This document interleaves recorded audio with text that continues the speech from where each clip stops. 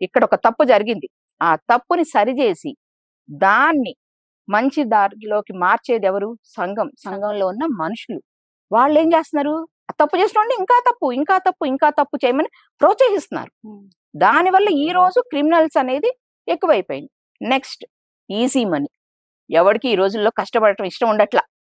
ఎవరిని వాడిని దోచుకుందామా, మన దగ్గరికి డబ్బులు వస్తాయా, హ్యాపీ. సైబర్ క్రైమ్స్ అన్ని అవే కదా.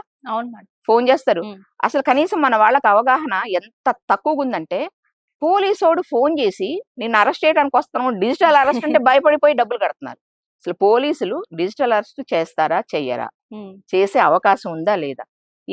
అందరూ చదువుకుంటున్నారు కదా, కనీసం అవగాహన లేదురా చట్టాల మీద వీళ్ళకి.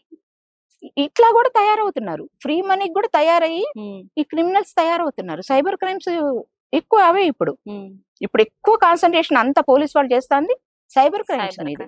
అర్థమైందా? లేదు, ఆడవాళ్ళు కొంచెం ఏదన్నా డబ్బులు ఆశపడి ఈ ఫైనాన్షియల్ ఇవి అసిస్టెంట్స్ వస్తున్నాయి కదా, వాడికి వీళ్ళ ఆధార్ కార్డు పంపిస్తున్నారు.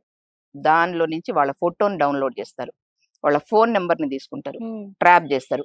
ఆ ఫోన్ నెంబర్, ఆమె ఫోన్ లో ఉన్న నెంబర్లన్నీ వీళ్ళకి వెళ్ళిపోతాయి.